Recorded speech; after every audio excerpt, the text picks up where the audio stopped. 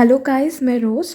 तो मैं एक्सप्लेन करने वाली हूँ मेथोडोलॉजीज, जिसमें मैं एक्सप्लेन करने वाली हूँ पॉजिटिव मेथड, फिर मैं interpretive, humanistic and feminist method पे एक्सप्लेन करूँगी। पहले मैं पॉजिटिव मेथड एक्सप्लेन कर रही हूँ। जब मैं पढ़ाई कर रही थी लास्ट ईयर, लाइक 2022 का बात कर रही हूँ, मुझे नहीं पता आप किस टाइम पे ये वीडियो देख रही हो, तब गूगल में इसका कोई भी बहुत मुश्किल से नोट मिल रहा था। तो मुझे जितना नोट्स मिला है मैंने उससे बनाया है। शायद आप लोगों के टाइम पे नोट्स मिल सकता है। अगर फिर भी आपको नहीं मिल रहा है, you can definitely read and right this note in exam, क्योंकि मैंने ये जो नोट्स है बहुत मुश्किल से, बहुत ढूंढ ढूंढ के बनाया है, बहुत बुक्स पढ़ के। तो अगर बात करूँ बुक्स का, मुझे ये कोई इंग्लिश बुक में तो कुछ मिला नहीं, बट एक बंगाली बुक था, उसमें मुझे थोड़ा सा मिला। उसका मैंने 2-3 पॉइंट्स लिखा है। तो let's get started. Positive methodology क्या है? तो पहले हम लोग को यही जानना चाहिए मेथोडोलॉजी क्या है ही क्या। मतलब हम लोग जो एक रिसर्च करते हैं या फिर कुछ भी थ्योरी बनाते हैं ना, हम लोग का एक व्यू रहता है।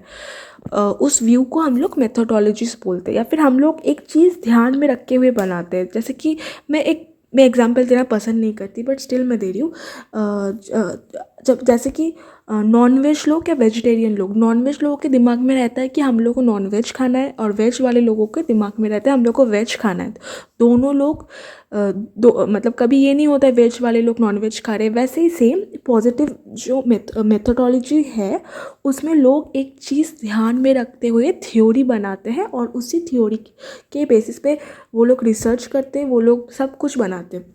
मैं आपको डिटेल्स में और एक्सप्लेन करूँगी। ये जो पॉजिटिव लोग हैं ना, वो ये क्या सोचते हैं कि सोसाइटी जो है हम लोग के आसपास में, वो सोसाइटी है जो कि एक इंडिविजुअल को या फिर एक इंसान को बनाता है। मतलब एक इंसान का जो वो एक खुद में ग्रोथ होता है, वो सोसाइटी के वजह से होता है। और ये जो पॉजिटिव मेथडोलॉजी वाले जो लोग होते हैं, वो रिसर्च करने के लिए कौन सा मेथड यूज़ करते हैं? वो है क्वांटिटिव मेथड। और वो लोग बिलीव करते हैं, वो लोग मानते हैं कि प्रत्येक सोसाइटी में सोशल फैक्ट है जो कि इंडिविजुअल को कंट्रोल करते हैं। सोशल फैक्ट मतलब क्या है?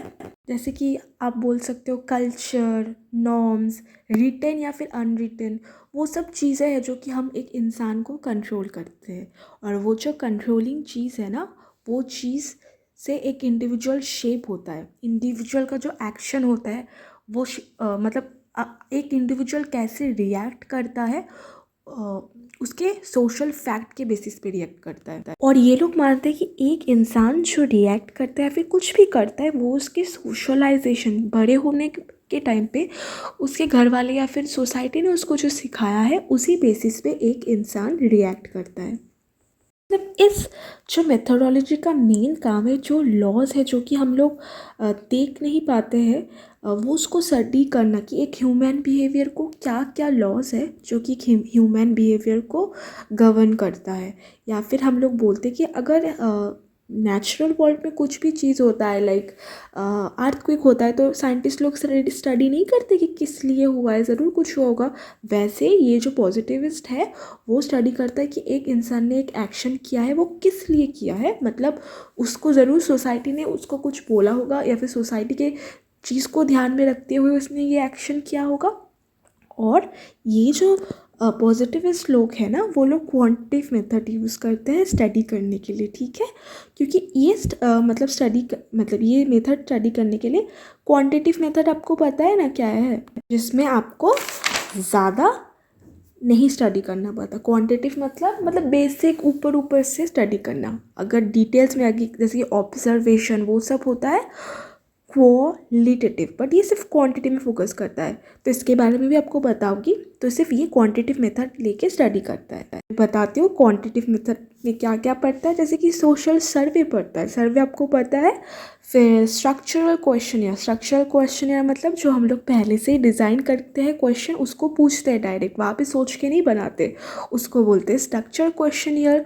ऑफिशियल स्टैटिस्टिक्स, ये सब मेथड यूज़ करते हैं। क्योंकि ये जो मेथड्स है ना, इससे हम लोगों को ज़्यादा लोग को रिसर्च करने मिल सकता है और रिप्रेजेंटेटिव भी ज़्यादा मिलेगा, क्योंकि ये जो क्वांटिटेटिव मेथड है इसमें ना हम लोग बहुत ज़्यादा लोग को एक टाइम पे रिसर्च कर सकते हैं। ये पॉजिटिव लोग क्या बिलीव करते हैं कि एक सोसाइटी है जो कि इंडिविजुअल को शेप करता है और उसका जो सोशल मतलब सोसाइटी में जो सोशल फैक्ट है वो एक इंसान के एक्शन को मतलब उसको शेप देता है, कि वो खुद से कुछ वो सोच के कुछ नहीं करता है, सोसाइटी बोलता है इसलिए वो करता है। मैं ये बार बार लाइन रिपीट कर रही हूँ, बट ये लाइन पे बहुत ज़्यादा फोकस रखना कि society shapes individual, not individual shapes society.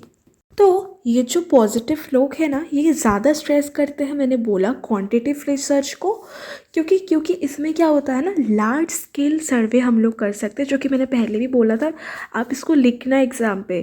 क्योंकि क्योंकि लार्ज स्केल सर्वे में क्या होता है, पूरा होल सोसाइटी का हम लोग मतलब सर्वे कर सकते हैं। क्योंकि क्वांटिटिव जो मेथड है, अगर आपको पता है, सॉरी क्वालिटिव, उसमें क्या होता है हम लोग छोटे छोटे लोगों को मतलब इंटरव्यू कर सकते हैं, बट यहाँ पे क्या होता है हम लोग पूरा सोसाइटी को एक साथ स्टडी कर सकते हैं, जिससे कि रिसर्चर का टाइम बचता है और वो ज़्यादा फैक्ट भी बटोर सकता है, जिससे कि वो समझ पाता है कि ये जो सोसाइटी में क्या ट्रेंड चल रहा है, रिलेशन इंडिविजुअल का कैसा है, उसका अचीवमेंट क्या है, सोशल क्लास क्या है।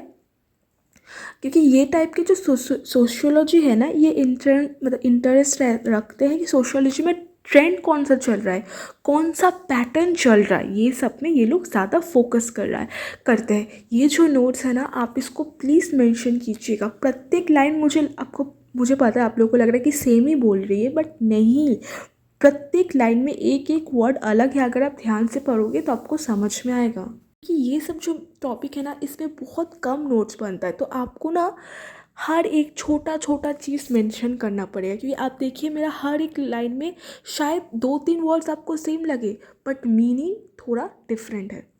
और ये जो पॉजिटिविस्ट है ये लोग बिलीव करते हैं कि सोशियोलॉजी जो है ये मेथड यूज़ करे, जिससे कि लोगों का सोशल वर्ल्ड में क्या चल रहा है वो समझ। जैसे कि आपको पता है फिज़िकल वर्ल्ड में फिज़िक्स या फिर बायोलॉजी जैसे सब्जेक्ट को भी जैसे इन्वेस्टिगेशन करना पड़ता है, वैसे ही ये लोग मानते हैं कि सोशल वर्ल्ड में भी नेचुरल साइंस को भी इन्वेस्टिगेट करना चाहिए, जिससे कि थ्योरीज अच्छे से बने। और ये लोग क्या चीज़ पे फोकस करते हैं, साइंटिफिक टेक्निक्स। ये लोग के दिमाग पे ये वर्ड आपको मेंशन करना है, साइंटिफिक टेक्निक्स।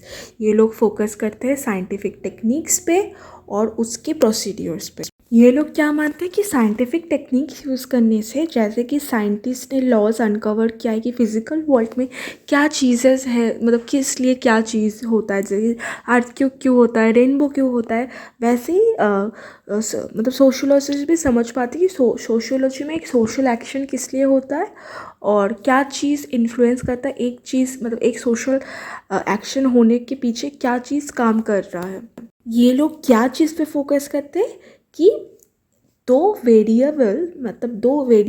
चीज़ों में क्या रिलेशनशिप है, क्या को रिलेशनशिप है, एंड इस मेथड को क्या बोलते हैं हम लोग, कॉम्पैरेटिव मेथड। इसको भी मेंशन करना बहुत ज़रूरी है।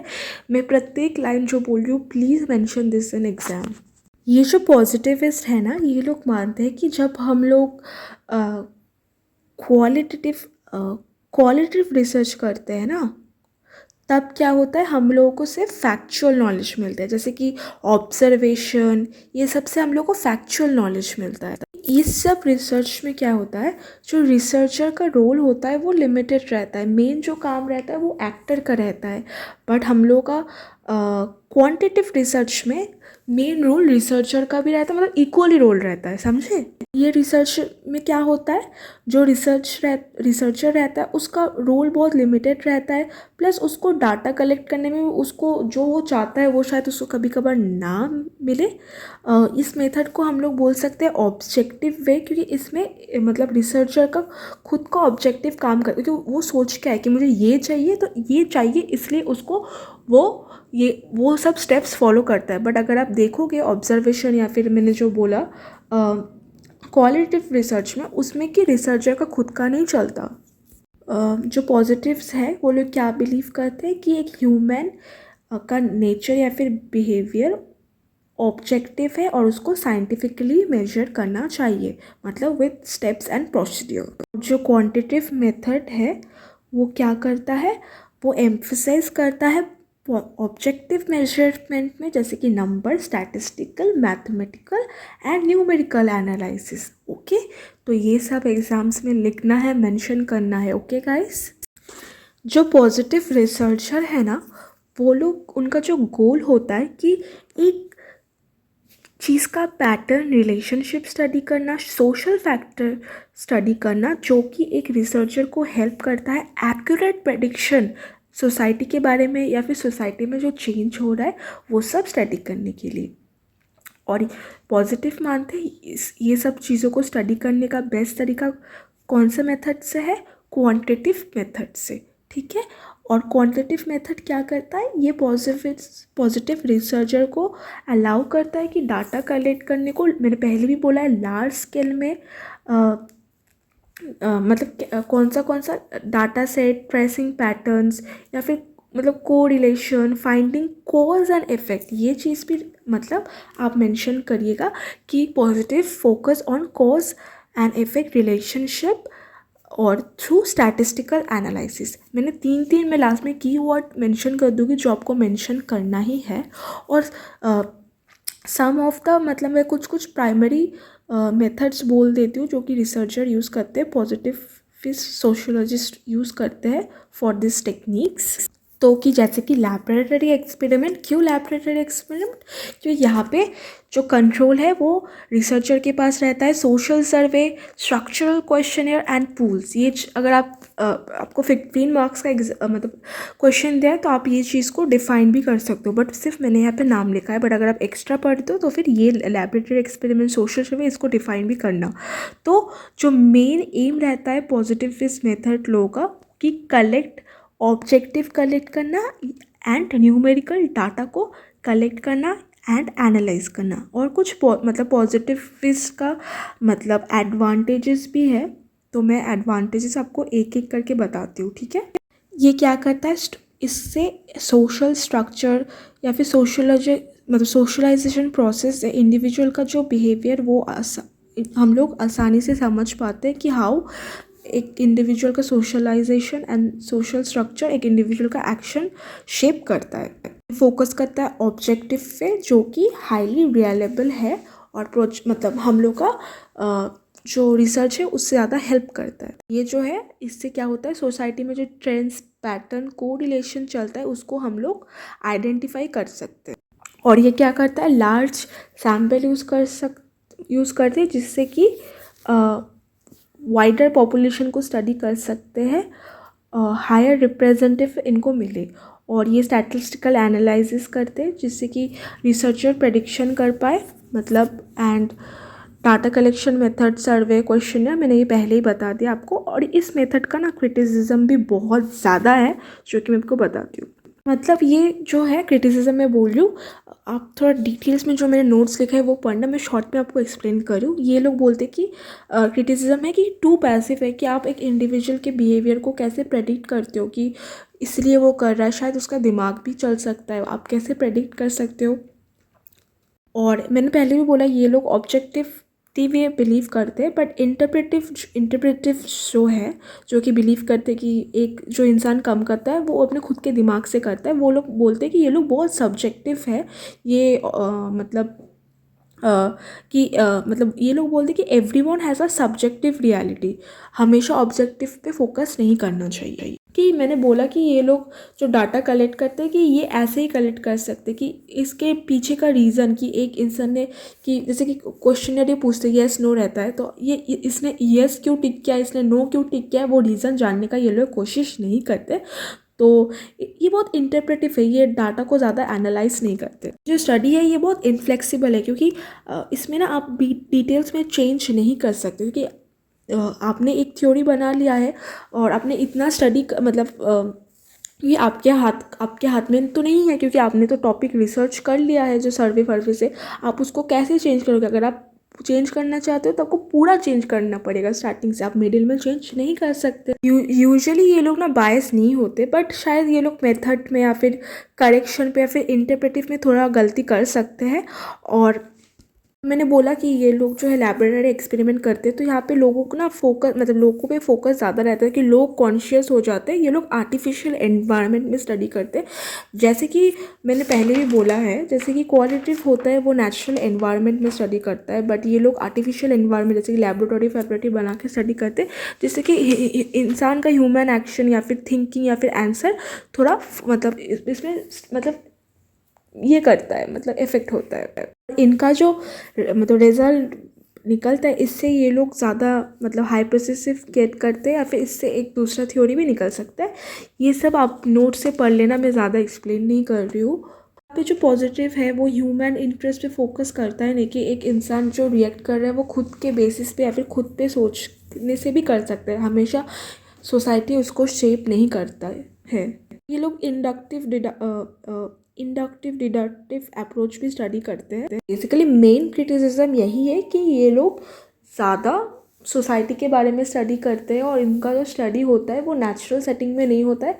कभी कभार ज़्यादा बायसनेस दिख जाता है, बिकॉज क्योंकि इनका टेक्निक्स या फिर चूजिंग और ये स्टडी के मिडिल में चेंज नहीं कर सकते। बेसिकली क्रिटिसिज्म यही है।